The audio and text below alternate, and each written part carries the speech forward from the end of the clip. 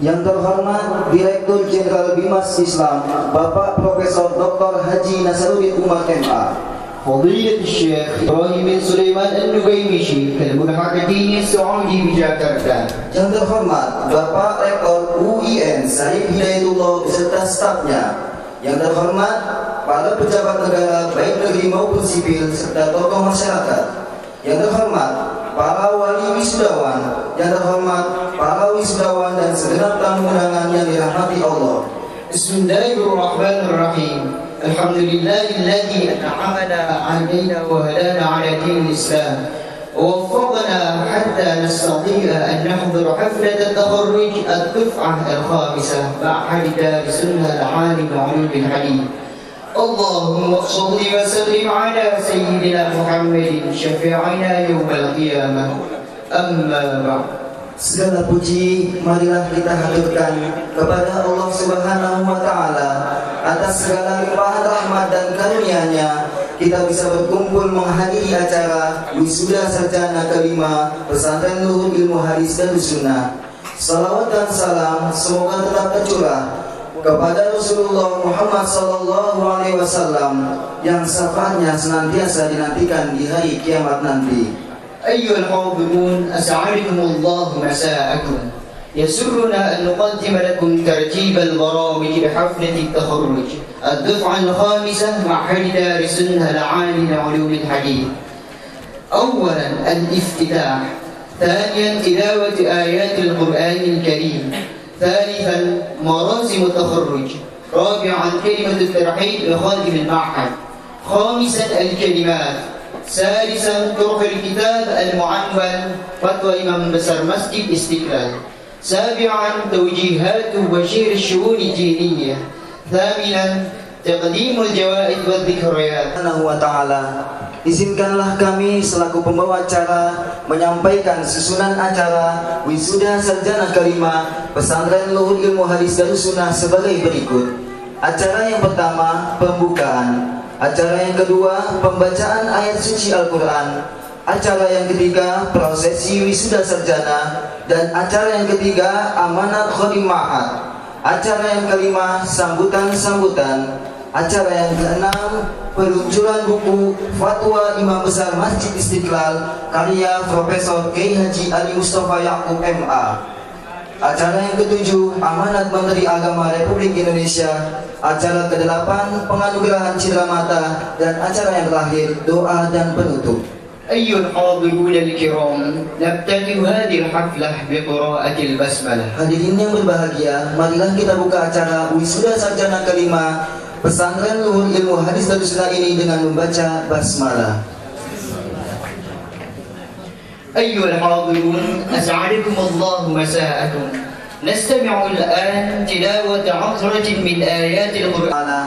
Marilah kita sejenak mendengarkan lantunan ayat suci Al-Quran yang akan dibawakan oleh Ustadz Dr. Andes Haji Husni Ismail. Kepadanya kami persilahkan. أعوذ بالله من الشيطان الرجيم.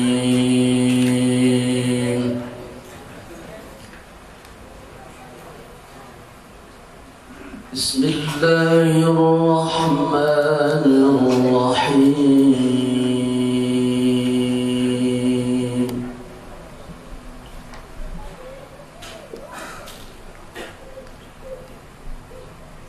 ولله ملك السماوات والأرض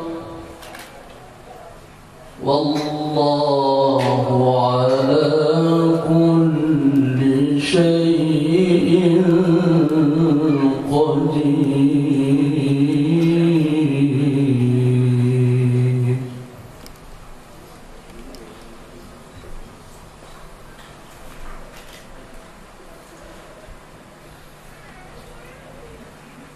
ولله ملك السماوات والأرض والله على كل شيء قدير.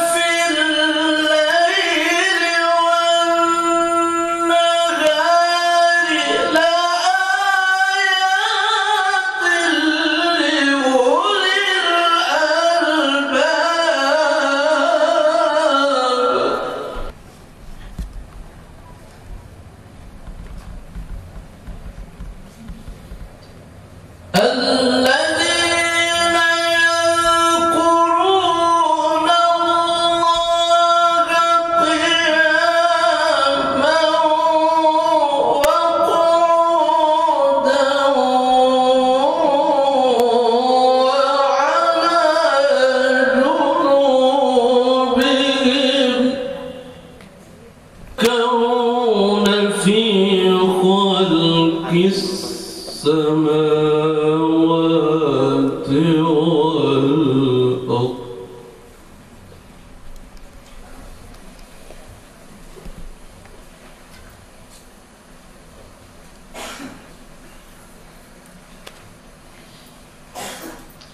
ربنا ما خلقت هذا باطلا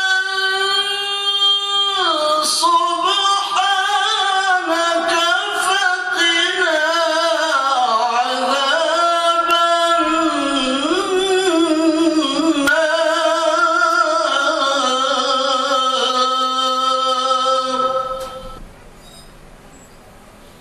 ربنا إنك من تدخل النار فقد أخزيته وما للظالمين من أنصار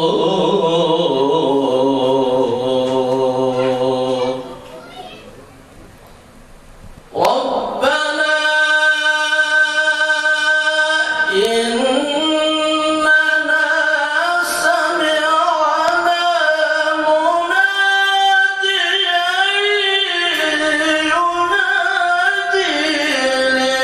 للإيمان أن آمنوا ولا تخزنا يوم القيامة إنك لا تخلف الميعاد صدق الله العظيم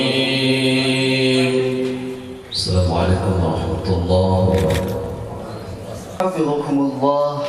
فنأتي الآن إلى البرنامج الثاني مراسم التخرج التي يقدمها الأستاذ. Hadirin yang berbahagia, acara selanjutnya prosesi wisuda sarjana kelima Pesantren Luhur Ilmu Hadis dan Sunnah yang akan dipandu oleh yang terhormat Bapak Andi Rahman SSI LC.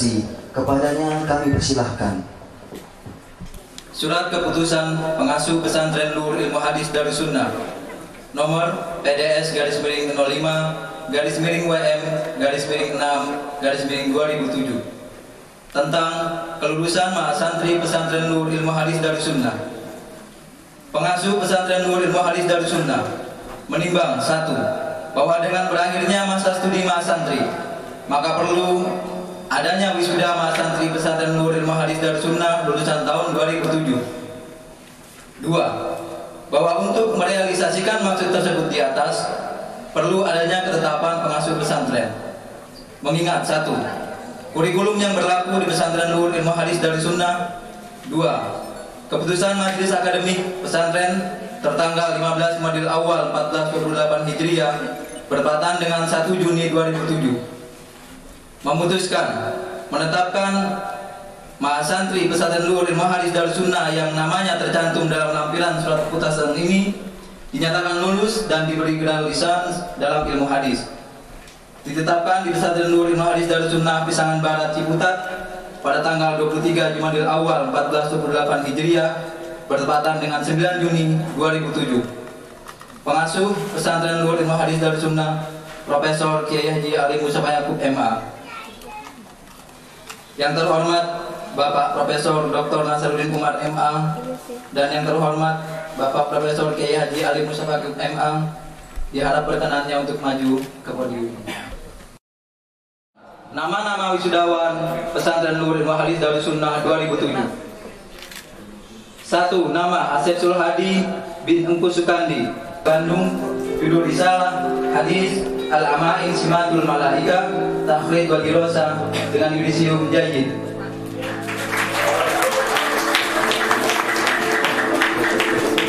2. Nama Arif Walid Muha bin Kiai Haji Muhammad Syahid, lahir Bekasi 15 November 1984. Alamat Jalan Sultan Hasanuddin, Tambun, Bekasi. Judul risalah Hadis Laisal Mu'min Man Bata Syab'an wa Jaruhu Ja'i Takhrij wa Dirasah yudisium jayyid.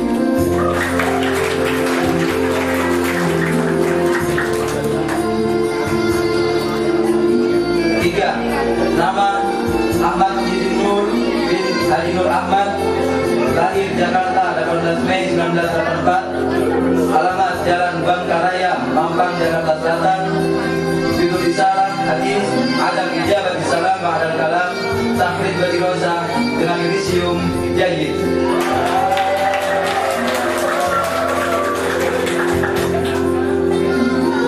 4. Nama Ibnu Rifat bin Makoni, lahir Indramayu 1 Januari 1985. Alamat Desa Kliwot, Kecamatan Karta Semaya, Indramayu. Judul risalah Hadis Qatlu Masyhur bi ghairi haqqi Takhrij wa Dirasah yudisium jayyid.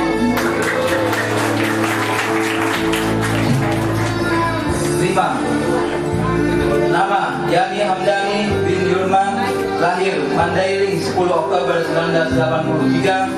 Alamat Mandailing, Salimbaung, Tanah Datar, Sumatera Barat.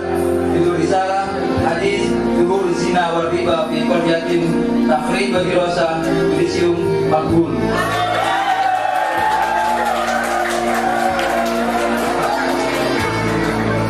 6. Nama Atmo Prawiro bin Dharma, lahir Indramayu 7 Mei 1984. Alamat Jalan Raya Bulak, Desa Bulak, Jati Barang, Indramayu.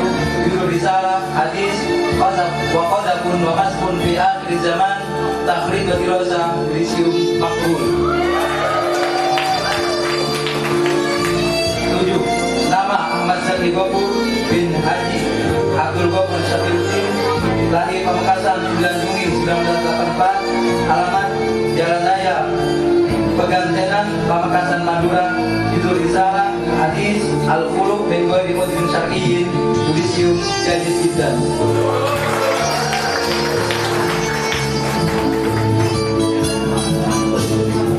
8. Nama Muhammad Romli bin Romli, lahir Karawang 12 Agustus 1984. Alamat Kampung Cikande, Kecamatan Cilebar, Karawang. Judul risalah Hadis Babani Mu'ajjalani Ubatuhuma fi Sunnah Takhrij wa Dirasah yudisium jayyid jiddan.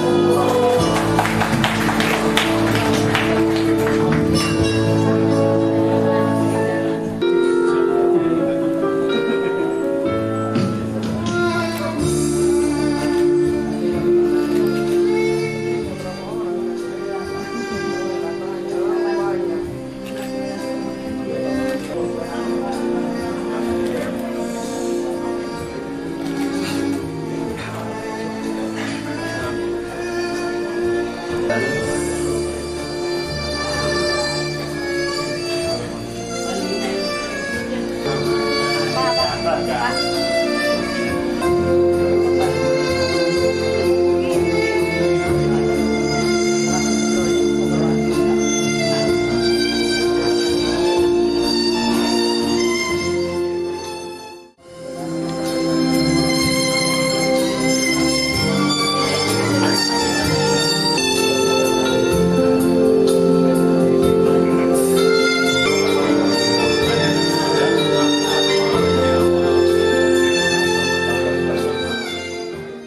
Demikian prosesi wisuda sudah kita laksanakan. Assalamualaikum warahmatullahi wabarakatuh.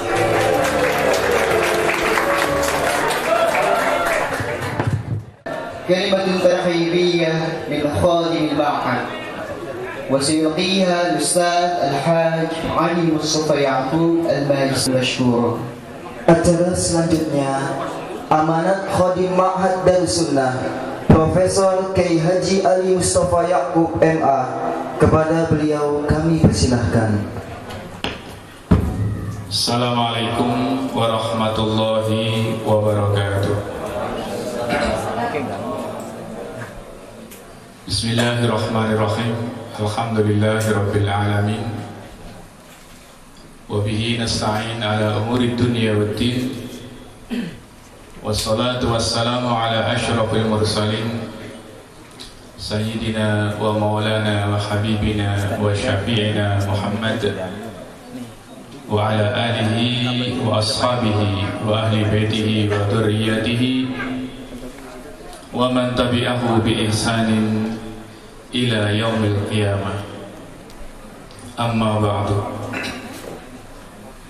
Yang sama-sama kita hormati Bapak Menteri Agama Republik Indonesia yang dalam hal ini diwakili oleh Dirjen Bimas Islam Bapak Profesor Dr. Haji Nasaruddin Umar MA, yang kami hormati Ketua Badan Pelaksana Pengelola Masjid Istiqlal Bapak Dr. Andes Haji Mubarak SI,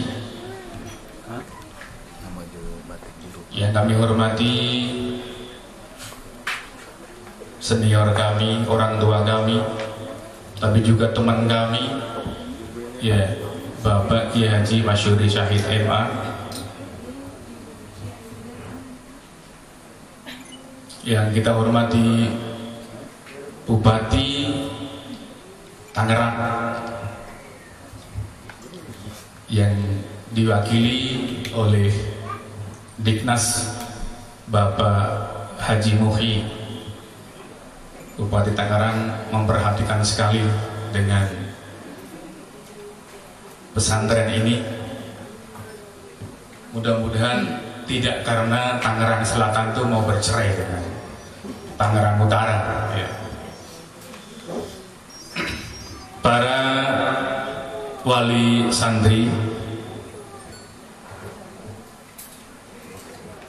yang datang pada acara ini dan ibu-ibu wali santri, dan tidak lupa yang terhormat Ketua Lajnah Pentasqihan Al-Quran Bapak Dr. Andes Haji Muhammad Sahib Tahar, para alumni Darussunnah, para santri dan semua yang hadir dalam acara ini. Pertama, kami sampaikan banyak-banyak terima kasih Bapak-bapak, Ibu-ibu sudi luangkan waktu untuk hadir di pertemuan ini, wisuda yang kelima, yang juga menandai Darussunnah ini sudah berumur 10 tahun. Dan dengan wisuda yang sekarang, Darussunnah sudah mengeluarkan 74 orang sarjana S1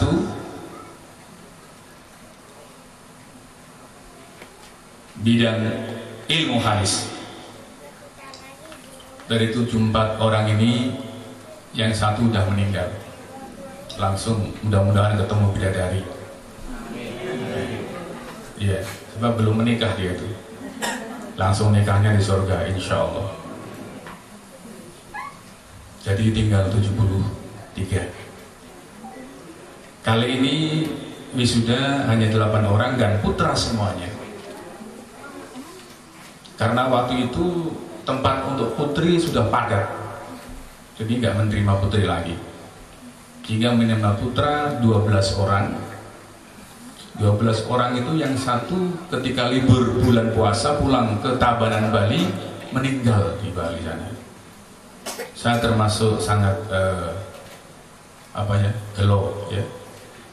Ya, belasungkawa sekali karena dia termasuk yang diharapkan untuk menjadi ulama di Bali ya. Tapi rupanya Tuhan menghendaki yang lain. Sementara yang 3 orang melanjutkan studi di Timur Tengah. Jadi ya praktis tinggal 8 orang. 8 orang tadi kita lihat ya segar-segar semua. Ya. Ibu-ibu barangkali punya anak perempuan, Bu. Ya, saya sebenarnya kepingin sekali ngambil satu, tapi saya nggak punya anak perempuan, Bu. Ya. Keponakan udah punya anak lagi. Ya. Masya Allah. Barangkali termasuk yang langka orang-orang seperti tadi. Di sini tidak hanya diajarkan ya ilmu saja, tapi juga diajarkan, dilatih untuk beramal, sehingga nilai kelulusan tidak hanya dari segi intelektual, kecerdasan intelektual, tapi juga dari kecerdasan moral. Meskipun pinter, tapi kalau sholat jamaahnya agak memble gitu, ya nanti akan mengurangi nilai. Dan di sini Pak Dirjen ada hukumannya kalau nggak sholat jamaah, minimal di post up gitu. Kalau nggak sholat berjamaah, jadi dikontrol gitu. Jadi mengawinkan antara ya kecerdasan intelektual dengan kecerdasan moral gitu, agar menjadi orang-orang yang pinter dan benar gitu. Kalau pinter saja nanti ngapusi orang, korupsi nanti. Benar saja, jujur saja ditipu orang. Maka dikawinkan benar dan pinter. Ini istilah Pak Kiai Masyhuri Syahid ini. Bapak-bapak dan ibu-ibu, mungkin saya harus menyampaikan atau menceritakan rasa syukur kami dan semua warga Pisangan Barat khususnya. Ketika pertama kali kami membangun asrama santri di belakang rumah, datang seorang ulama, Pak Dirjen tahu, dari Kaliwungu, namanya Pak Dimyati Rais, ya Haji Dimyati Rais, asalnya dari Brebes. Ini ada orang Brebes, notaris mana ini? Itu notaris, nah ada cewek keronyong lah itu ya. Ya, nanti di suku Putih. Beliau itu dari Brebes kemudian menjadi kiai di Kaliwungu. Datang ke sini ketika kami sedang mau mengecor bangunan di belakang. Apa kata beliau waktu itu? Nanti tahun depan sebelah utara dibangun untuk putra gitu. Waktu itu tanah masih belum dibeli, belakang aja bangun belum selesai. Saya hanya mengatakan amin Pak Kiai. Selesai bangun, kami kirim surat kepada Pak Menteri Agama waktu itu, Pak Tarmedi Tahir. Surat pribadi aja, nggak proposal. Kami memerlukan dana untuk bangun pesantren. Saya sebut kurang lebih 600 juta. Ya. Perlu bebasan tanah. Langsung beliau nggak tahu saya dipanggil oleh Bang Bumi Daya. Ada dana dari Pak Menteri Agama sebesar 25 juta waktu itu. Akhirnya saya kumpul dengan masyarakat, akhirnya terbeli tanah ini. Ini yang perlu kita syukuri. Yang tadinya katakanlah hampir mustahil, itu ternyata alhamdulillah kalau Allah menghendaki terbukti juga. Yang kedua, ada kiai dari Paraan, Wonosobo, ya guru kami juga, namanya Kiai Haji Muhaiminan. Ya, Pak Kiai tahu yang itu. Itu pernah cerita kepada keluarga kami, kakak kami, waktu kami sudah selesai bikin pesantren ini. Kami diberitahu oleh keluarga kami, apa kata Mbah Muhaiminan? Mbah Muhaiminan Gurindro, Muhaiminan, seorang tokoh sufi. Itu Kiai Muhaiminan bilang, itu Mustafa kok sampai ke ngulon-ngulon terus gitu kan? Ya, gitu aja katanya. Kok sampai ngulon-ngulon ke barat gitu kan? Ya. Saya tidak tahu apa makna kata Pak Kiai Mbah Muhaiminan itu waktu itu. ternyata alhamdulillah pesantren melalui Yayasan Wakaf Darussunnah Jumat kemarin jam 10 lengkap membebaskan tanah seluas 3012 meter dengan harga 1 meternya Rp500.000. Ini yang kami syukuri sekali. Dibeli 4 kali karena pemiliknya 4 orang. Pertama 1.200, kemudian 555 meter, kemudian 33 meter, kemudian 1.224 meter. Kebetulan urusannya dengan Ibu ya, Effendi, ini seorang notaris di Tangerang itu. Kami undang biar tahulah ini apa yang kita kerjakan, Ibu ya. Ya. Ini juga alhamdulillah karena apa? Ada 2 kata-kata ulama yang bagi saya memiliki makna. Ya. Yang pertama, ada ulama dari Banten mengatakan, dan setengah protes bagi saya karena tiap tahun hanya menerima 20 orang. Dia mengatakan, ya, bilang yang berat saja Pak Kiai, nerimanya jangan 20, ya. Kasihan orang yang lain. Ini kata-kata ini kami anggap sebagai sebuah doa. Ya Pak Kiai, ini adalah sebuah doa. Mudah-mudahan pesantren bisa mengembangkan, meluaskan tanahnya. Dengan kata-kata dari Kiai Muhaimin Paraan tadi, ternyata kemudian telah terbebaskan tanah 3.000 meter, ya. Sebagian sudah diuruk, dipondasi, dinding dan sebagainya, sehingga dana yang sudah dikeluarkan itu kami catat tadi adalah 1.626.290.000 rupiah, sekitar $200.000 barangkali. Sementara kami juga menggalakkan gerakan wakaf. Sudah masuk dana wakaf itu yang untuk nanti untuk nepoki itu 66.135.000 rupiah. Dan tadi Pak Atok, Ketua Badan Litbang Departemen Agama, melalui SMS akan memberikan dana untuk wakaf sebesar 6 juta rupiah. Ya. Itu semuanya kami sampaikan dalam rangka tasyakur binikmatillah, sesuatu yang barangkali tidak pernah kami bayangkan. Termasuk saya berkali-kali menyampaikan, saya tidak pernah punya program akan hidup di Ciputat, apalagi di Pisanan Barat.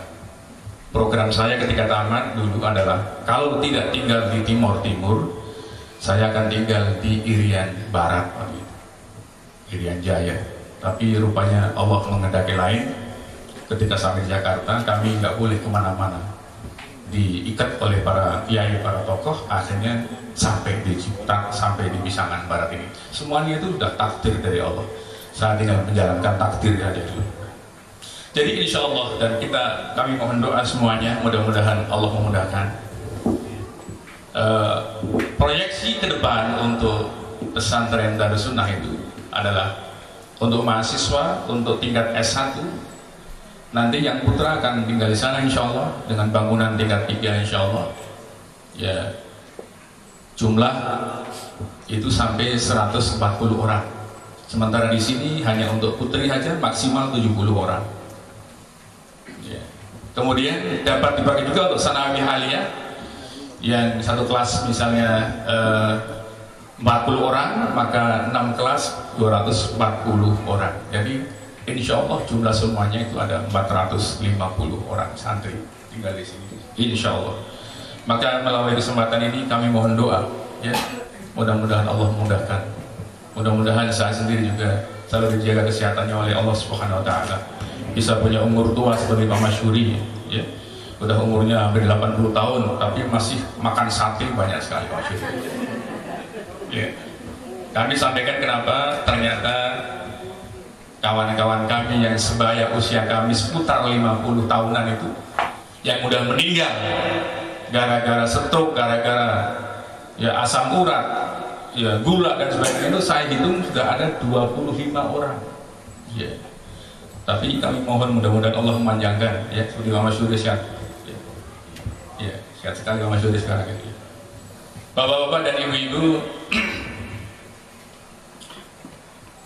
khususnya kepada wali murid. Ya, ada guru kami sebagai wali murid juga, Pak Kiai Syahid, ya, yang jadi wali murid juga di sini. Ya, tadi putranya juga wisuda. Guru kami dulu waktu saya di Sanawiyah, dan saya sering dimarah-marahi oleh beliau. Tapi gara-gara dimarah-marahi akhirnya alhamdulillah semuanya, marahnya guru itu semuanya berkah semuanya. Ya, 4 tahun yang lalu bapak-bapak dan ibu-ibu wali murid menitipkan putra-putra bapak di pesantren ini, dan setelah 4 tahun direbus, ya, kita kelihatan ya, yang tadinya kurus jadi gemuk gitu ya, nggak tahu makan apa itu ya. Tapi yang jelas mudah-mudahan selama 4 tahun yang tiap pagi dicecar dengan pengajian kitab-kitab yang seperti ini, mudah-mudahan ada sesuatu yang berbeda dibandingkan dari 4 tahun yang lalu. Itulah yang dapat kami lakukan, amanat para wali santri.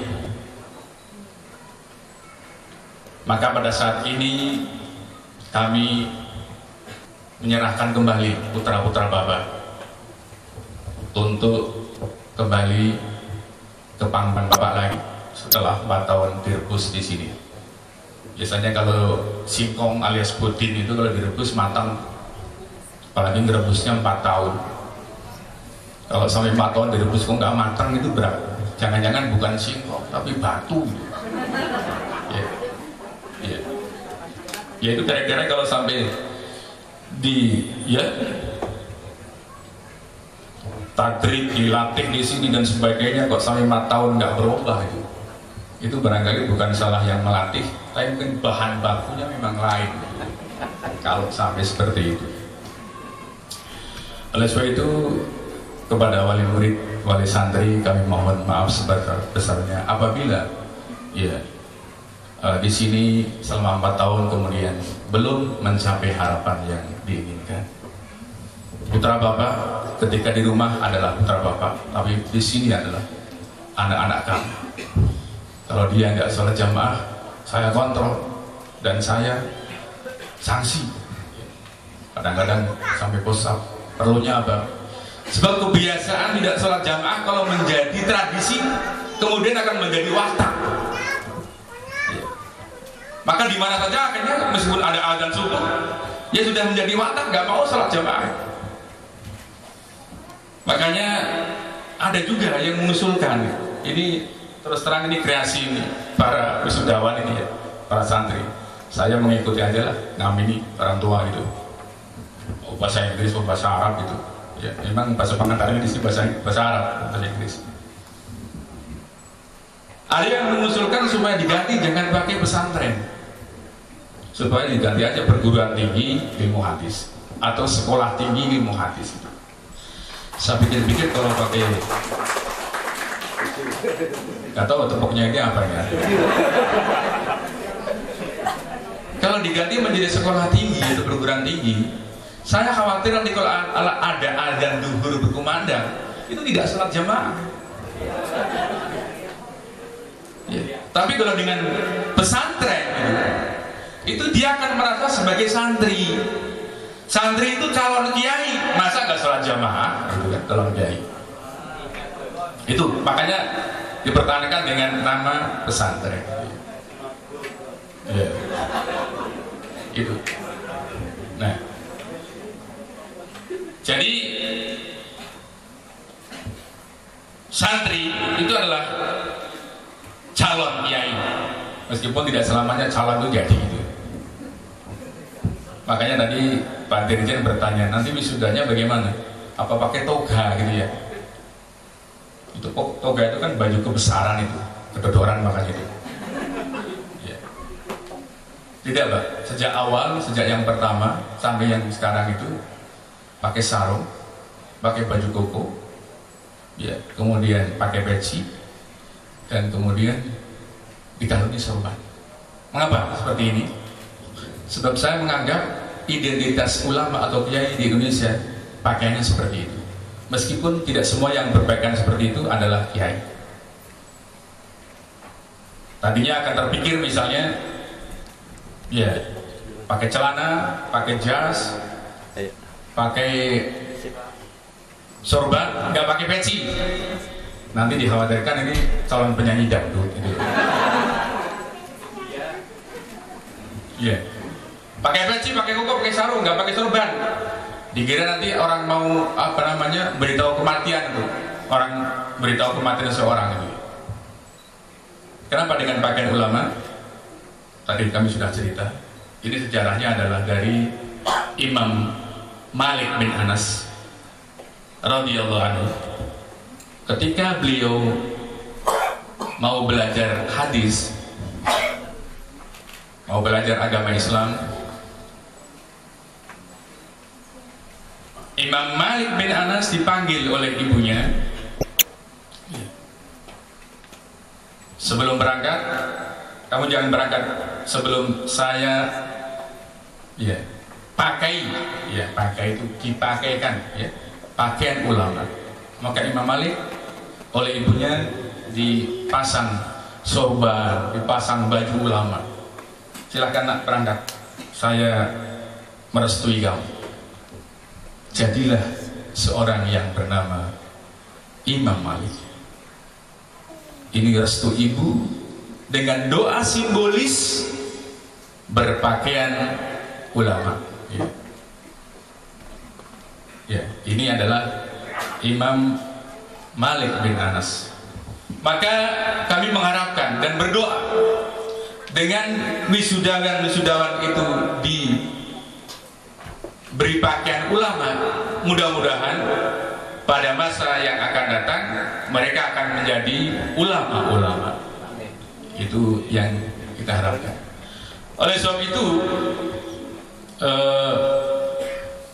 ijazah yang diberikan kepada para wisudawan itu tidak menggunakan bahasa Indonesia, hanya bahasa Arab dan bahasa Inggris. Tujuannya apa? Supaya tidak dipakai untuk melamar pekerjaan di Indonesia. Tujuannya begitu. Iya. Tapi ada seorang yang di sini belajar di sini dan belajar di UIN juga. Di UIN belum tamat, dia belajar di sini udah selesai, udah wisuda. Ada fotonya seperti tadi. Besoknya fotonya dibawa ke sebuah bank syariah swasta, ngelamar pekerjaan. Ditanya, kamu tamat mana? Masih belajar di UIN, belum selesai. Tapi di Darussunnah sudah selesai.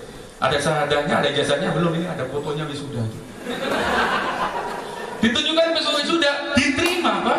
Ya Allah. Akhirnya sekarang dia menjadi account manager di bank negeri. Ini sebenarnya bukan yang dicari. Ya. Akhirnya tiap hari pakai dasi di bank swasta di Serang. Ya mungkin kita syukuri lah, tapi sebenarnya itu tujuannya biar menjadi ulama. Mudah-mudahan suatu saat setelah kaya dia akan meninggalkan bank itu menjadi ulama. Ya, itulah barangkali yang kami dapat sampaikan, dan kami mohon maaf atas segala kekurangan, apalagi tempat ini sempit.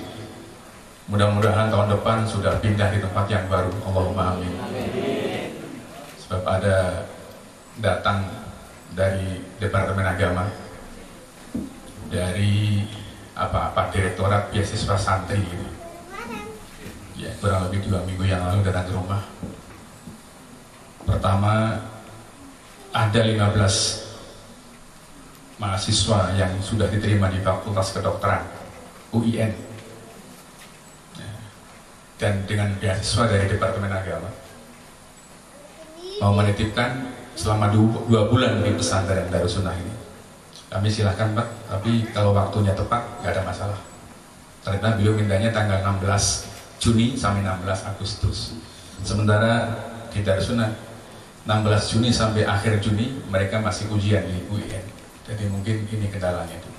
Yang kedua, mereka Bapak ini yang namanya Pak Imam Syafi'i datang ke rumah saya itu mengajukan wacana bagaimana kalau masa depan pesantren Darussunnah kerjasama dengan Departemen Agama, di mana kurang lebih 15 orang masuk menjadi santri di Darussunnah. Kami katakan itu adalah ide yang sangat baik, Pak. Kami dulu di sini ada seorang mahasiswa fakultas kedokteran, dan ternyata baca hadis bagus di fakultas bagus, cuma sayang satu, rupanya dananya terlalu gede itu sehingga keluarganya mundur, tidak bisa meneruskan. Waduh, ini sayang sekali seperti itu. Kita mengharapkan suatu saat ada dokter kalau menyuntik dia berdoa lebih dulu, ya. Allahumma shfi anta syafi la shifa illa shifauka shifaan la yughadiru saqaman, langsung cus. Kayak begitu. Masa depan diharapkan ada dokter yang bisa menerangkan apa maksud Rasulullah SAW al-huma min fayhi jahannam. Sakit panas itu adalah dari serebetan, ya, pancaran api neraka. Sementara dokter-dokter konvensional ketika melihat hadis itu mengatakan ini hadis palsu. Apa hubungannya sakit panas dengan neraka? Seperti Dr. Muris Bukai yang punya diterjemahkan oleh Pak ya Haji Muhammad Rashidi Allah-Yarham, itu mempermasalahkan hadis al-humma min fayhi jahannam, padahal hadis itu ada dalam Sahih Bukhari. Bagaimana seorang dokter bisa menerangkan misalnya pengobatan alternatif seperti berbekam dan sebagainya, yang itu hadis-hadisnya sahih. Berbekam ternyata menurut ilmu kedokteran itu memiliki khasiat yang luar biasa. Kami punya kawan, mohon maaf tapi kisahnya itu, mohon maaf ya, kami punya kawan di Majelis Mujahidin, ya. Dia punya istri 4, Pak, ya. Istri 4, maaf ibu ya, cerita aja. Ketika ditanya apa kiat kamu bisa kuat istrinya 4, jamunya apa? Apa jawabannya? Kami cukup dengan berbekam saja. Loh, coba, berarti kan berbekam itu hebat sekali tuh. Makanya tadi kalau suaminya berbekam, jangan-jangan mau kawin lagi. Ya. Ini dia yang mengatakan seperti itu. Nah, mudah-mudahan untuk masa yang akan datang, ya, kepada tamu tadi dari beberapa agama, saya mengatakan terus terang, Pak, ini ide yang bagus sekali, tapi sayang, tanah sudah ada, gedungnya yang belum ada. Mudah-mudahan tahun depan, ya, kita bisa kerjasama. Ya, berapa saja, asal lintas lulus di Darussunnah, silahkan, mau 15, mau 20, silahkan. Barangkali itulah yang dapat kami sampaikan pada Bapak dan Ibu, dan kami terima kasih sekali kembali kepada Bapak Menteri Agama yang meskipun secara pribadi nggak hadir, tapi beliau hadir di tempat ini dengan mewakilkan kepada Bapak Dirjen Bimas Islam.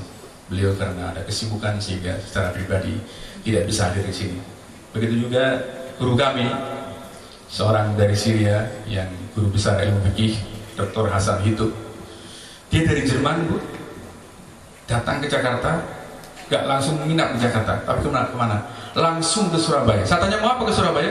Mau lihat lumpur lapindo dari Jerman. Saya nggak tahu itu bisa informasi, dan begitu beliau perhati sekali. Dan biasanya langsung bagi-bagi duit. Terus kemarin Jumat ke Jakarta, langsung ke Puncak. Sedianya mau datang di tempat ini, tetapi karena beliau kecapean karena kemarin macet luar biasa, sehingga tadi pesan ya itu berhalangan, tidak bisa hadir tempat ini karena kecapean. Mudah-mudahan untuk masa yang datang, Darussunnah akan lebih diberkahi oleh Allah SWT dengan kehadiran dan doa dari bapak-bapak dan ibu-ibu. Kurang lebihnya kami mohon maaf, ya. Sekali lagi, terutama tempat yang sempit seperti ini, tapi ada kiai yang mengatakan ketika kami sampaikan bagaimana kalau dalam tahun depan wisudanya dipindahkan di hotel, gitu ya.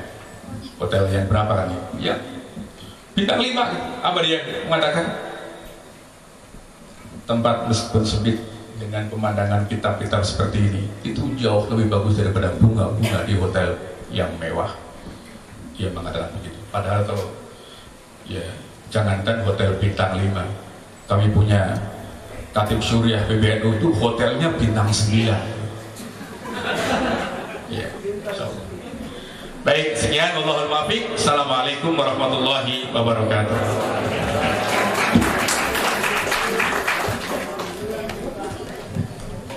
فنأتي الآن إلى البرنامج الثالث الكلمات.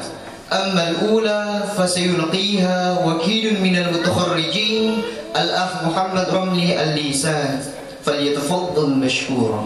Acara selanjutnya sambutan-sambutan. Yang pertama, sambutan atas nama wisudawan yang akan disampaikan oleh Muhammad Romli LC. Kepadanya kami persilahkan. Ala wa barakatuh. Alhamdulillahi rabbil alamin. Nahmaduhu wa nasta'inuhu wa nastaghfiruhu. Wa na'udzu billahi min syururi anfusina wa min sayyiati a'malina. May yahdihillahu fala mudilla lahu wa may yudlil fala hadiya lahu. Asyhadu an la ilaha illallah wahdahu la syarika lahu wa asyhadu anna Muhammadan abduhu wa rasuluh. Allahumma salli wa sallim ala sayyidina Muhammad wa ala ali sayyidina Muhammad kama sallaita ala Ibrahim wa ala ali Ibrahim fil alamin innaka Hamidum Majid. Amma ba'd. Fadilatul Syekh Kiai Haji Ali Mustafa Yaqub, Mudirul Ma'had Darus Sunnah Al-Ali li Ulumil Hadis, Ma'alil Wazir, para hadirin yang dimuliakan oleh Allah Subhanahu wa taala. Kami di sini selaku wakil dari para mahasantri yang akan meninggalkan pesantren ini ingin menyampaikan beberapa kalimat perpisahan. Yang pertama, kami sampaikan terima kasih kepada guru kami sekaligus bapak kami Kiai Haji Ali Mustafa Yaqub yang telah ikhlas membimbing dan menuntun kami dalam menjalani pendidikan di pesantren ini. Dan tak lupa pula terima kasih kami sampaikan kepada para guru kami yang telah kami membekali beberapa ilmu pengetahuan, dan kami hanya bisa berharap semoga ilmu yang kalian berikan itu dapat bermanfaat guna kehidupan kami dan juga meniti masa depan kami di hari esok. Dan kepada para orang tua kami sampaikan banyak terima kasih dengan relanya, dengan ikhlasnya membimbing kami, membiayai kami dalam menjalani pendidikan di pesantren ini selama 4 tahun. Kami sampaikan terima kasih banyak atas segala dukungan kalian, baik moral maupun material. Tak banyak yang bisa kami berikan kepada kalian, mungkin hanya doa yang ingin kami sampaikan kepada Allah untuk kalian. Semoga amal-amal ibadah kalian diterima oleh Allah Subhanahu wa taala serta mendapatkan balasan yang berlipat ganda dan layak di sisi Allah Subhanahu wa taala. Kepada para masyarakat sekitar Pisangan Barat, sekitar Pondok Pesantren Darus Sunnah, kami sampaikan banyak terima kasih atas segala kelegoan, atas segala kerelaan ataupun atas segala kerelaan kalian kepada kami untuk menjadi bagian dari penduduk Pisangan Barat. Kami sampaikan banyak terima kasih atas segala lindungan dan juga naungan dari para masyarakat setempat sehingga kami dapat dengan sukses menjalani pendidikan di pesantren ini.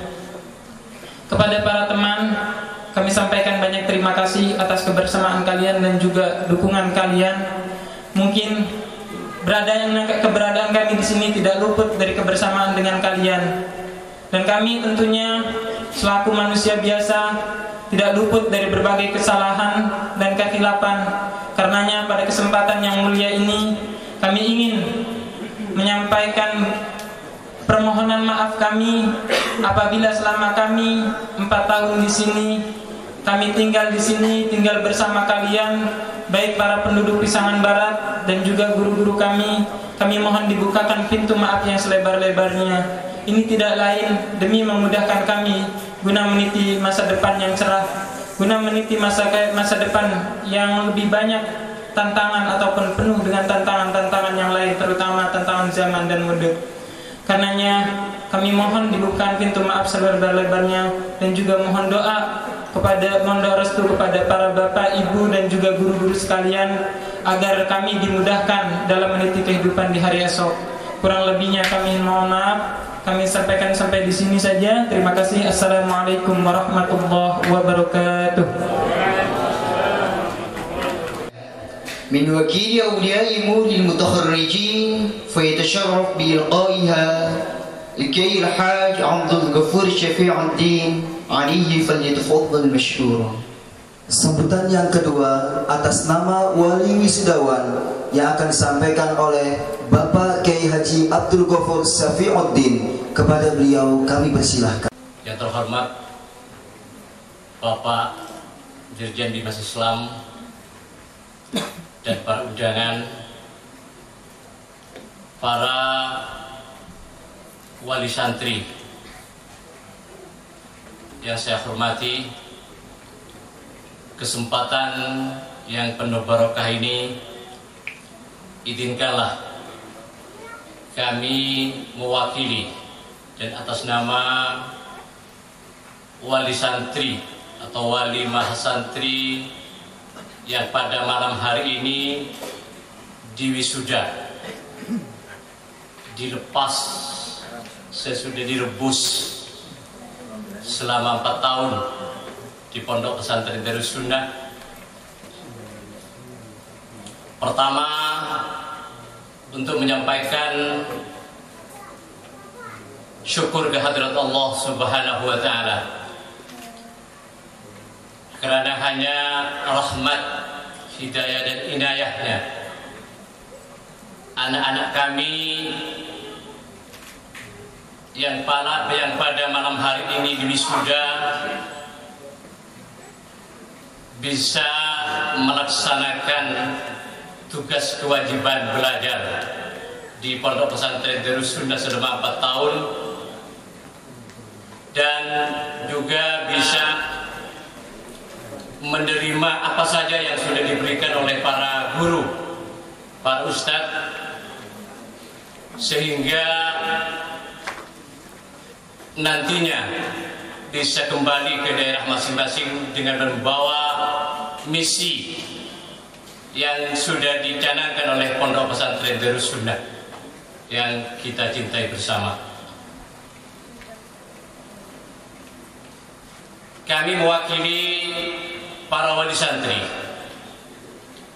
menyampaikan terima kasih dan penghargaan setinggi-tingginya kepada pengasuh Pondok Pesantren Darussunnah dan keluarga, dan para guru, para ustadz yang telah mendidik, membina, mengajar, mengawasi, menggodok, sekaligus merebus anak-anak kami selama 4 tahun di Pondok Pesantren Darussunnah. Harapan kami, anak-anak kami yang sudah diberi pelajaran, bimbingan, nanti bisa mengamalkan ilmunya sesuai dengan harapan para guru-gurunya dan sesuai dengan harapan oleh wali-walinya. Bapak-bapak hadirin rahimakumullah, tentunya balasan kepada pengasuh dan para guru, para ustadz, tidak ada yang setimpal, tidak ada yang sesuai kalau hanya materi. Balasan tidak ada yang sesuai kecuali pertama, kami sebagai orang tua mendoakan semoga pengasuh dan keluarga, semoga Pondok Pesantren Darussunnah sekarang dan yang akan datang lebih maju dan lebih bersinar hari demi hari, bulan demi bulan, dan tahun demi tahun, sesuai dengan harapan pengasuh dan sesuai dengan harapan para wali santri yang ada di Pondok Pesantren Darussunnah ini. Bapak-bapak hadirin rahimakumullah, kami wali santri sangat bangga dengan Darussunnah. Pondok pesantren yang menggabungkan dua sistem kepesantrenan dan perguruan tinggi, memadukan dua sistem ini sangat ideal sekali bagi anak-anak santri, terutama bagi anak-anak kami. Karena dengan adanya dua sistem ini, maka diharapkan anak-anak kami nanti selain bisa menguasai ilmu yang tinggi, juga menguasai dan mempunyai moral, akhlak, kepribadian yang luhur sesuai dengan ajaran-ajaran yang sudah diajarkan oleh Nabi kita Muhammad SAW. Memang pondok pesantren yang takhasus hadis dan ilmu hadis di negara kita sekarang ini agak langka, sulit kita temukan. Maka pondok pesantren Darus Sunnah merupakan kebanggaan bagi kami sebagai wali santri, dan insya Allah juga kebanggaan bagi seluruh masyarakat di Indonesia, karena pondok-pondok pesantren yang ada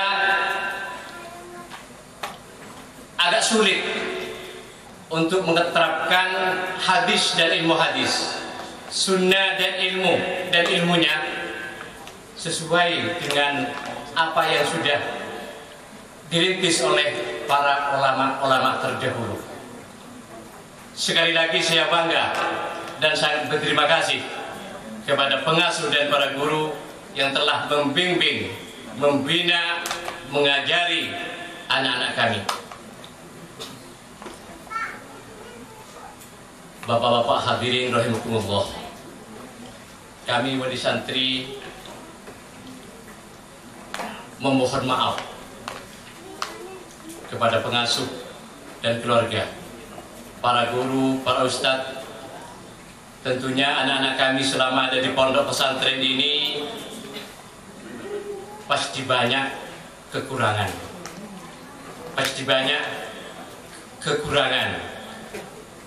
terutama yang jelas kekurang ajaran.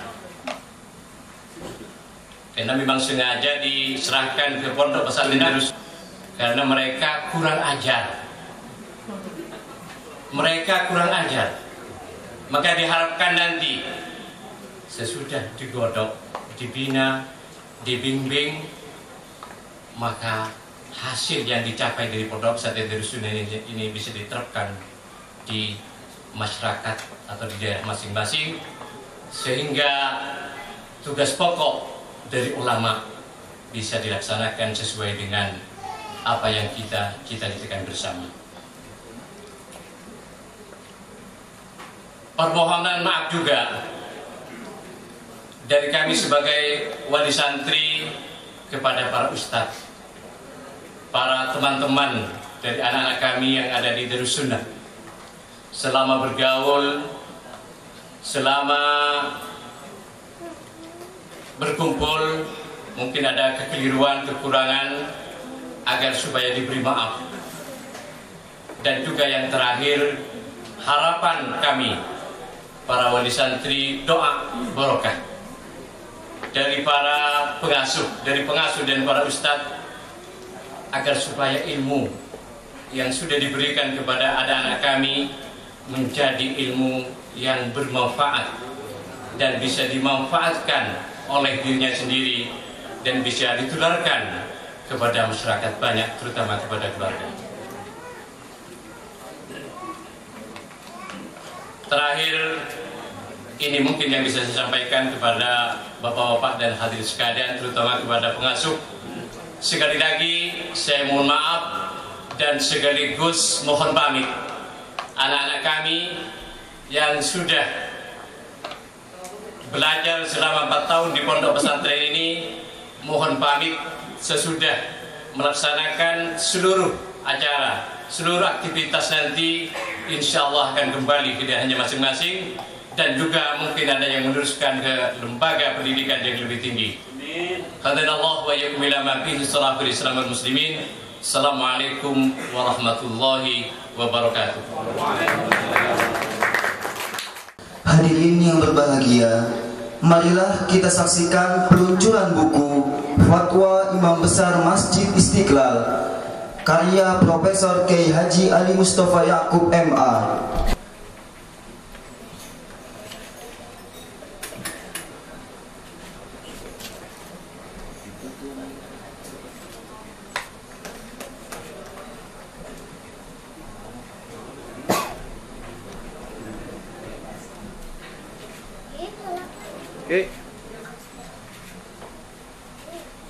Oke.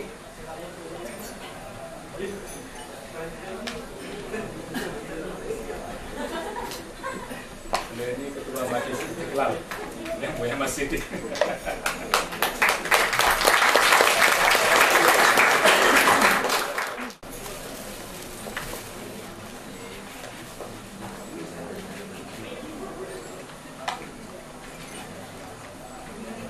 Sebelum mendengarkan amanat Menteri, marilah kita saksikan penampilan grup Hadroh Pesantren Luhur Ilmu Hadis dan Sunnah. Kepada kawan-kawan yang bertugas kami persilahkan.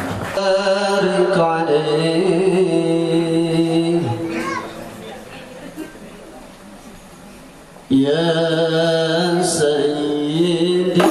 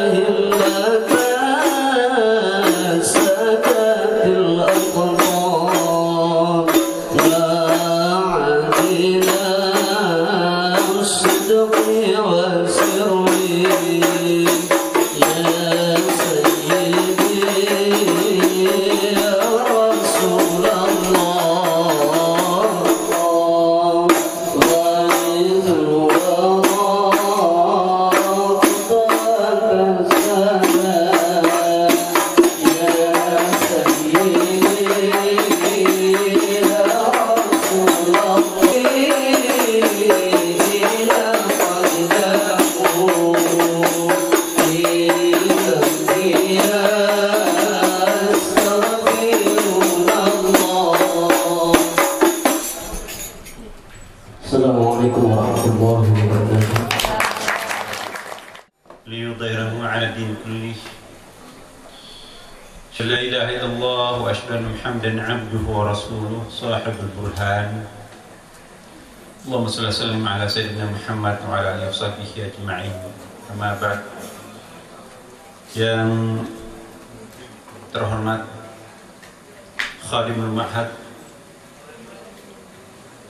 Profesor Kiai Haji Ali Mustafa Yaqub bersama seluruh keluarga, yang terhormat Bapak-bapak, Ibu-ibu, para alim ulama yang hadir di tempat ini, para keluarga wisudawan, dan paling khusus adalah para wisudawan yang berbahagia. Pertama-tama kami menyampaikan permohonan maaf Bapak Menteri Agama, Pak Mahfud Basyumi. Sebetulnya 3 hari yang lalu kami janjian akan saya dampingi ke tempat ini, tapi berhubung karena beliau harus keluar kota pada siang tadi, mungkin agak larut baru sampai di Jakarta, sehingga beliau mewakilkan ke saya. Bapak Ibu sekalian, ini merupakan suatu hal yang sangat penting buat kita semua, yang kita patut syukuri kehadirat Allah Subhanahu wa Ta'ala, karena kita masih mampu menelurkan ahli-ahli hadis. Ada kecenderungan bahwa ilmuwan Islam itu cenderung untuk fokus pada Al-Quran, tapi kurang memperhatikan hadis. Ini sikap fenomena yang berbahaya, sebab 3/4 ajaran Islam kita itu mungkin berasal dari hadis.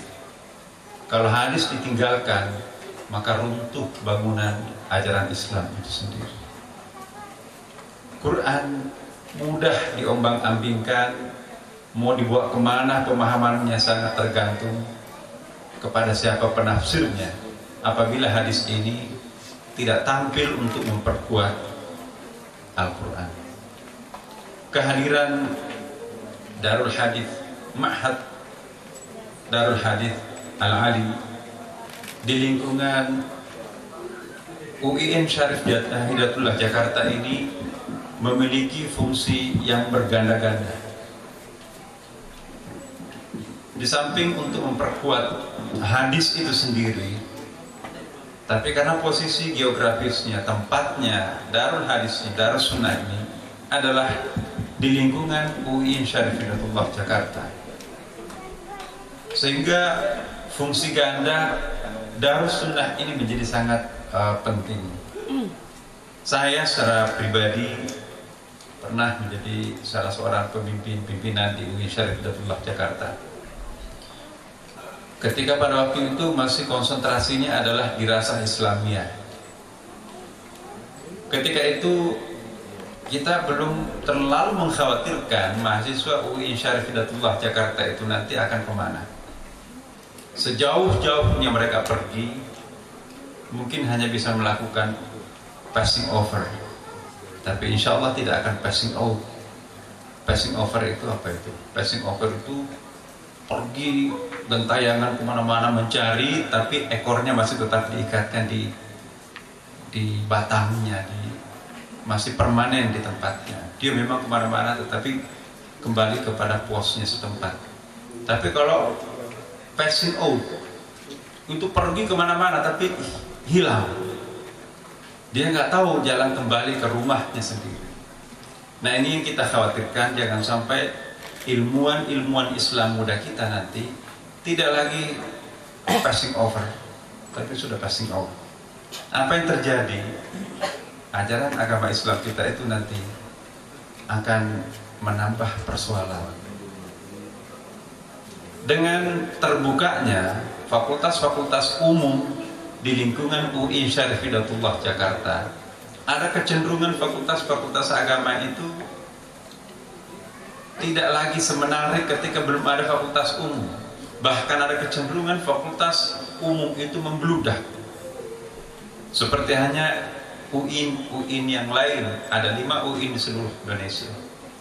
Kami mendengar bahwa ada salah satu UIN, contoh di suatu tempat, fakultas agamanya ditinggalkan, sementara fakultas umumnya diserbu pendaftar.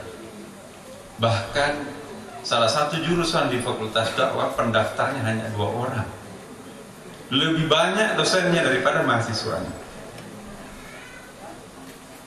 Seperti apa wujud perguruan tinggi Islam negeri di masa depan kalau seperti ini modelnya. Oleh karena itu kami di lingkungan Departemen Agama sebagai bagian daripada pemberdayaan umat, terutama di Direktorat Pendidikan Islam, dan tentunya tidak lepas dari direktorat kami, Direktorat Bimas Islam, ikut bertanggung jawab untuk memikirkan seperti apa wujud generasi-generasi Muslim scholars kita di masa depan.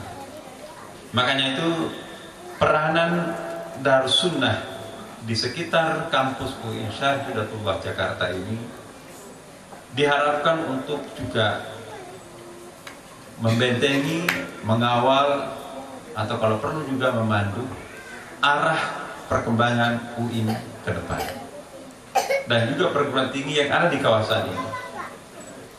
Ya, ini merupakan triangle segitiga emas. Di sini ada UIN Syarif Hidayatullah Jakarta. Agak ke kiri sedikit di situ ada UI. Di sebelah sana itu ada IPB. Belum lagi perguruan tinggi yang lain ada di kawasan sini. Jadi hadirnya Darussunnah di tengah-tengah triangle ini, segitiga emas perguruan tinggi terkemuka di Indonesia ini, itu menjadi penting artinya. Kemarin sore saya berbincang-bincang dengan Pak Menteri dan juga saya minta ditemani salah seorang direktur di pendidikan Islam yang kompeten terhadap posisi.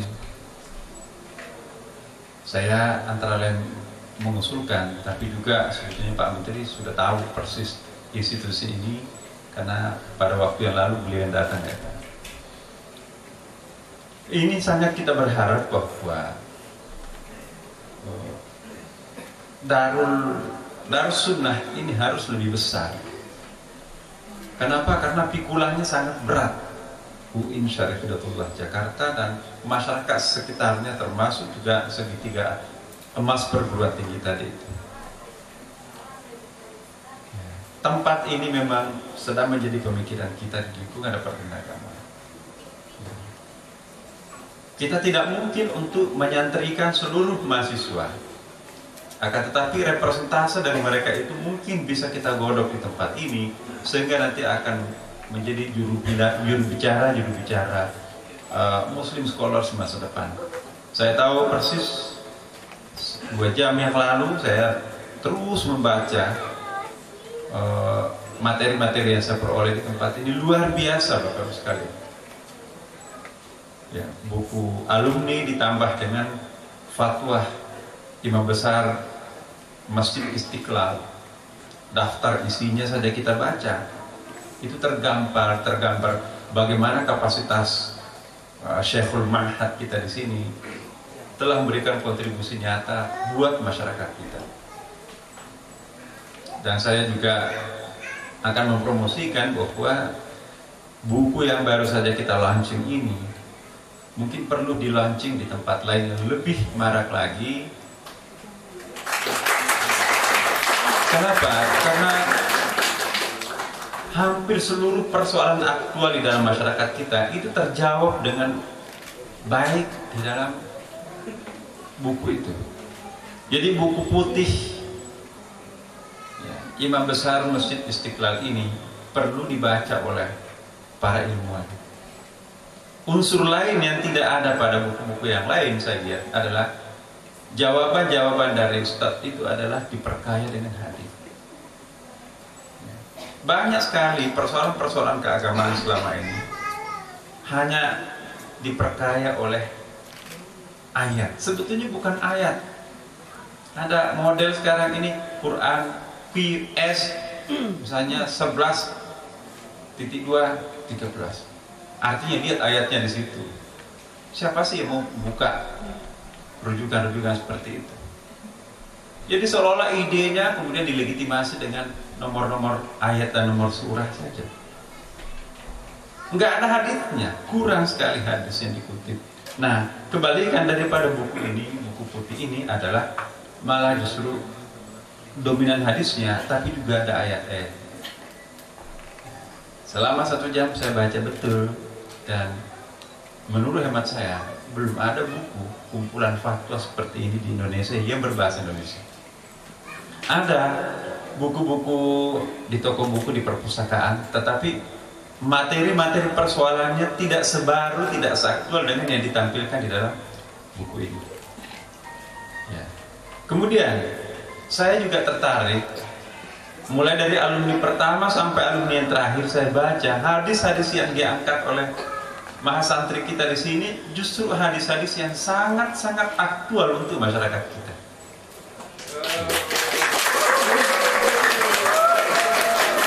Ya. Kalau bapak-bapak tidak percaya, lihat. Walaupun yang ditampilkan adalah potongan-potongan hadis di situ, tetapi itu cukup mengesankan bahwa mahasiswa kita di sini adalah tahu keadaan, tahu waktu, dan tahu tempat. Persoalan yang aktual di Jabodetabek itu juga terjawab di makanya tadi saya tanyakan ke Ustadz, perpustakaannya di mana kalau mau menelusuri tesis-tesis ini, karena banyak sekali di situ hadis-hadis yang penting untuk juga kita kemukakan kepada masyarakat. Luar biasa menurut saya. Oleh karena itu, saudara-saudara para mahasantri, berbangga dan berbahagialah diberikan anugerah oleh Allah bisa hidup di kolom Darussunnah ini. Sehingga nanti keluaran dari perguruan tinggi manapun Anda kuliah, apakah di PT IKI, IIKI, atau juga UIN, ini ada nilai plusnya di sini. Jangan-jangan intinya lebih banyak di sini daripada di kampus. Di kampus itu sistemnya seminar. Anda bikin kuliah, dosennya pasif, ya moderator lah gitu. Kalau di sini itu model ma'had itu adalah yang aktif itu adalah dua-duanya.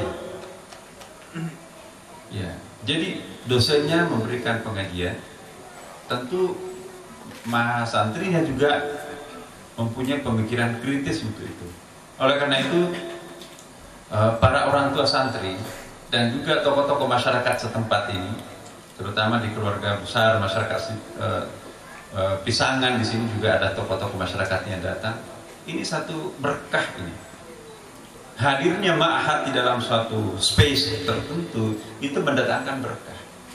Jangan merasa terusik, wah ini di sebelah ini ada bunyi-bunyian, ada sound systemnya terlalu keras, memacetkan jalan dan sebagainya. Lihat kebalikannya, bahwa ini mendatangkan berkah. Bayangkan kalau nanti ini bertingkat berapa, sebegitu banyak orang, secara ekonomi bisa kita menghitung-hitung. Pasti toko-toko kecil di sekitar sini nanti itu akan mendatangkan banyak pembeli. Asumsikan misalnya 500 orang santri kita di sini setiap bulan membelanjakan uangnya minimal misalnya 300.000, kali sekian itu jatuh di lingkungan masyarakat setempat ini. Jadi kalkulasi ekonominya itu yang namanya institusi seperti ini berkah bagi lingkungan. Ya. Para mustami' listener yang mungkin tertampung di dalam ini juga saya kira juga banyak yang mustami' di sini. Dia ingin mencari rumah kontrakan di dekat ma'had ini. Itu nanti juga akan meninggikan harga kontrak di tempat ini. Jadi rahmat buat secinta. Jadi kita jangan hanya melihat bahwa ini bising dan sebagainya. Bising karena mengucapkan nama Allah itu berkah. Subhanallah. Kemudian Bapak Ibu sekalian, yang terakhir ada satu hal yang saya ingin wacanakan kepada para mahasantri. Saya punya pengalaman sedikit, belum cukup 1 tahun saya menjadi Dirjen Bimas Islam. Bimas artinya bimbingan masyarakat Islam. Ternyata membina umat itu tidak gampang. Perlu penyelesaian secara konseptual, di samping juga penyelesaian secara pragmatis. Persoalan-persoalan konseptual yang kami alami Bapak Ibu sekalian, dan mohon pada institut kita ini nanti ikut memikirkan bersama, karena ini diakui atau tidak diakui, ini fakta dalam masyarakat kita. Pertama adalah ada kecenderungan masyarakat kita di sekitar kita, di Jakarta, di kota-kota besar, bahkan di Indonesia sekarang ini. Jadi sekarang nggak ada lagi desa, semua kota karena faktor informasi yang demikian canggih sekarang ini. Tidak ada lagi budaya kampungan, semua sama sekarang ini. Bumi menjadi kecil dan bahkan bumi menjadi flat, apa itu, datar. Tidak ada lagi yang tersembunyi, tidak ada lagi yang masuk ke pedalaman sekarang ini. Kata-kata pedalaman sudah hilang sekarang ini. Semua menjadi kota-kota kecil, kota besar. Apa yang bisa diakses di kota besar dapat pula diakses oleh desa-desa. Ya, satelit itu menjangkau seluruh lekuk-lekuk bumi sekarang ini. Nah, maka pertanyaan kita adalah bagaimana menjembatani antara kecenderungan ajaran Islam yang murni itu dan kecenderungan penganutnya. Ada jarak antara pemeluk agama dan ajaran yang dianutnya.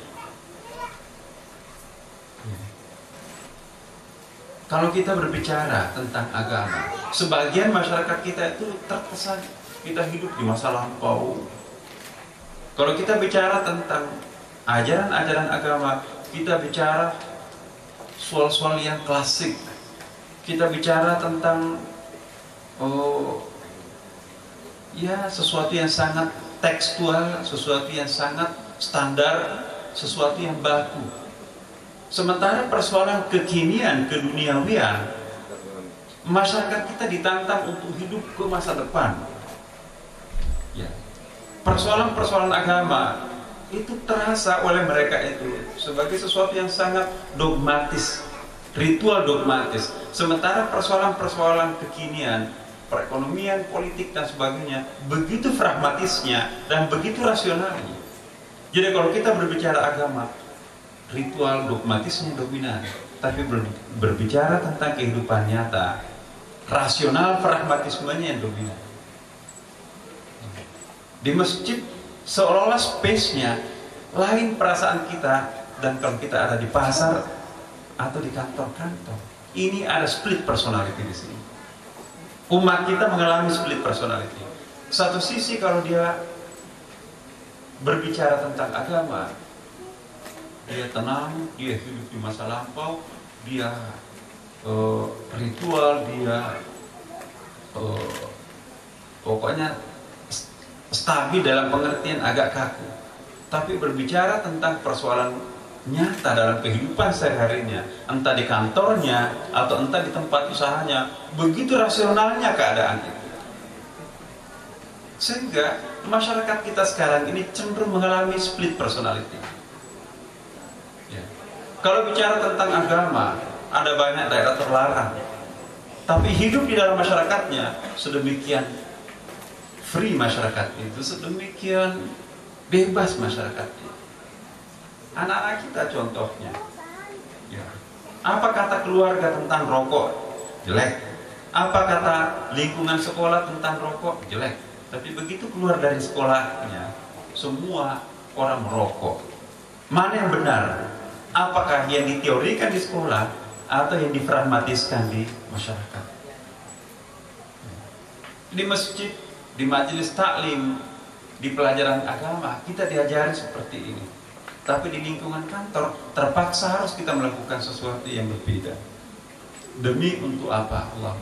Ini split personality.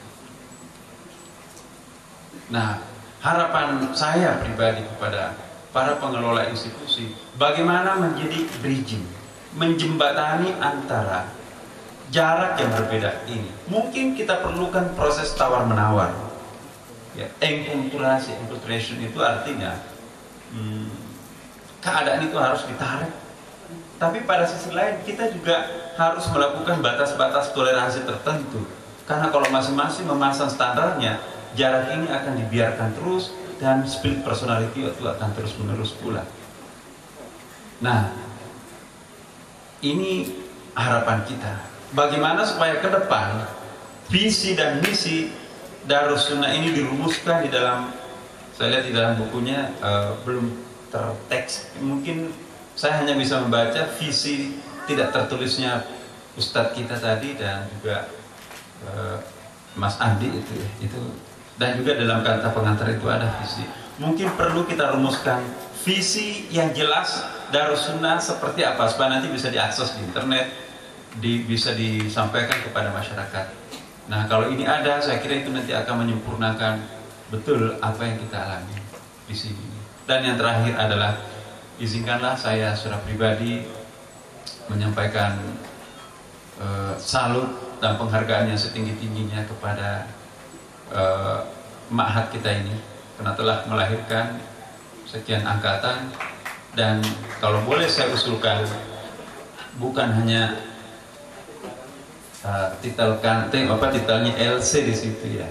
Saya menghimbau masyarakat supaya alumni kita di Darussunnah ini juga sekaligus dipromosikan menjadi kiai. Karena kiai itu bukan produk institusi, itu pemberian masyarakat. Jadi kita menghimbau masyarakat alumni kita di sini mengakui mereka sebagai kiai. Kenapa? Memenuhi syarat.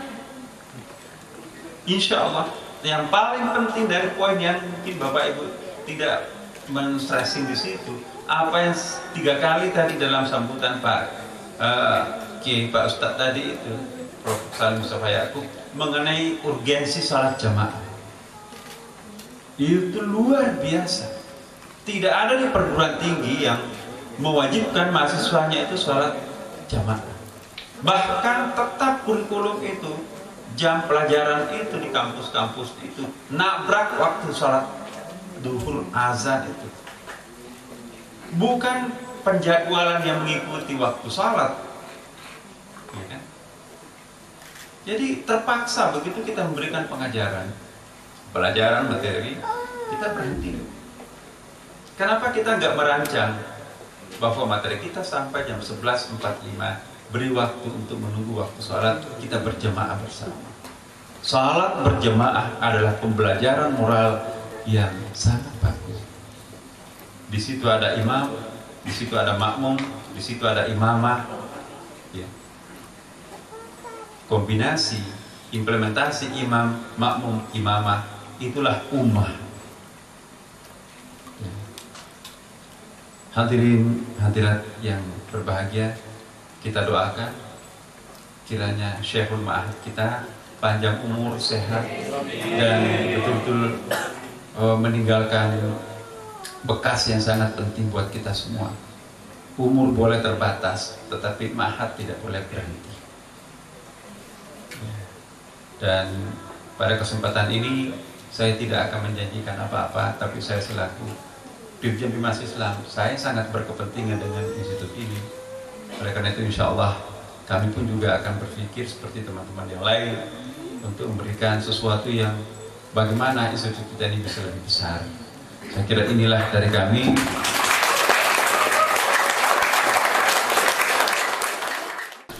أيها الحاضرون الكرام حفظكم الله، نأتي إلى البرنامج التالي: تقديم الجائزة من المتخرجين إلى خادم المعهد، ويقدمها الأخت مترويرة الليسانس. فنرجو من سماحة فضيلة الأستاذ علي مصطفى يعقوب الماجستير أن يتقدم إلى المسرح لاستلام الجائزة. Hadirin yang dimuliakan Allah Subhanahu wa taala, acara selanjutnya penganugerahan cindera mata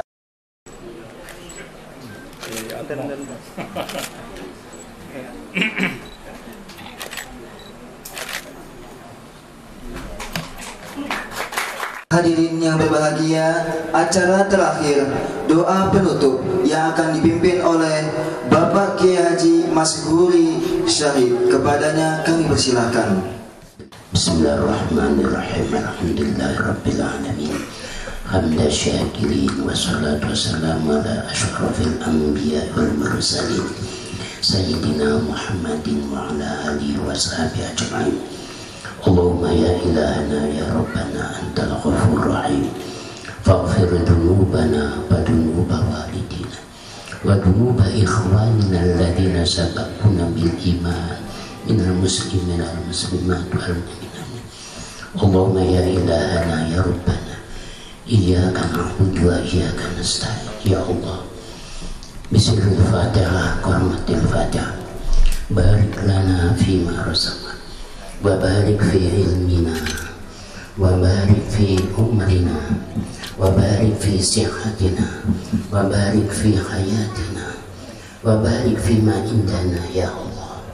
اللهم بسر الفاتحة كرمة الفاتحة سلمنا وسلم أهلنا وسلم من حولنا وسلم قريتنا وسلم بلادنا من البلاء والفتن والمرض. ربنا آتنا في الدنيا حسنة وفي الآخرة حسنة وقنا عذاب النار وصلى الله على سيدنا وفي الآخرة حسنة وقنا عذاب النار وصلى الله على سيدنا محمد وعلى آله وصحبه وسلم walhamdulillahi rabbil alamin. Taqabbalallah. Dengan berakhirnya acara tadi, maka berakhir pula seluruh rangkaian acara wisuda sarjana kelima Pesantren Luhur Ilmu Hadis Darussunnah. Kami selaku pembawa acara memohon maaf bila terdapat hal-hal yang kurang berkenan dalam membawakan acara ini. Wassalamualaikum warahmatullahi wabarakatuh.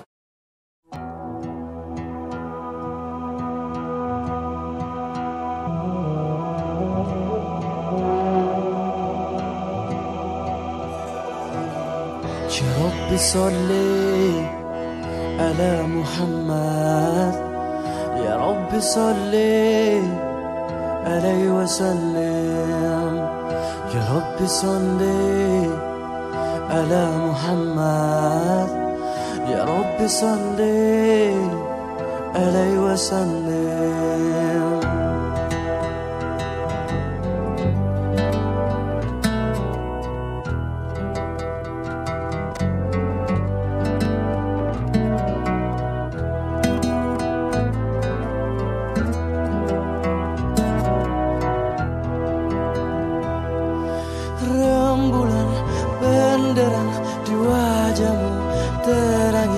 Seluruh semesta di kelamnya kau tunjukkan jalan hidup, kau bebaskan kekufuran manusia dari kejahilian. Sallallahu ala Taha khairil khalqi wa ahliha wal karrari bil kurma'i wa khuzari wa abnaha wal ali wa sahbi wa tabi'ina ba'daha wattabi lahum salam waghfir kullaha. Sallallahu ala Taha khairil khalqi wa ahliha wal karrari bil kurma'i wa khuzari wa abnaha wal ali wa sahbi wa tabi'ina ba'daha wattabi lahum salam waghfir kullaha. Mulialah dirimu, keluarga dan sahabat atas rahmat yang tercurah dari Allah selamanya, dan semoga keselamatan dan ampunan diberikan kepada seluruh pengikutmu.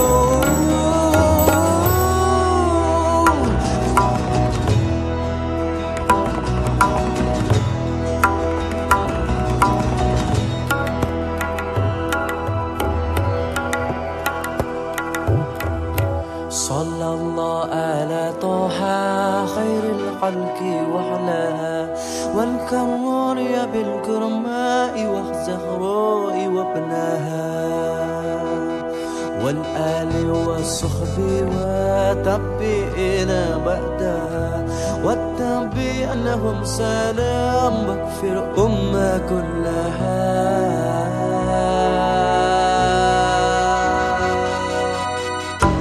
صلى الله على طه خير الخلق وأهلها والقمر بالكرماء والزهراء وابنها والآل والصحب وتبعنا بعدها والتابع لهم سلام بغفر أمة كلها صلى الله على طه خير الخلق وأهلها والقمر بالكرماء والزهراء وابنها والآل والصحب وتبعنا بعدها والتابع لهم سلام واغفر أمة كلها صلى الله على طه خير الخلق وأهلها والقمر بالكرماء والزهراء وابنها والآل والصحب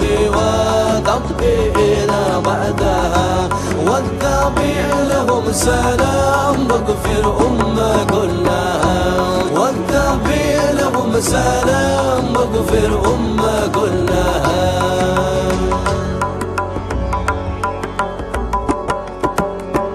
يا رب صل على محمد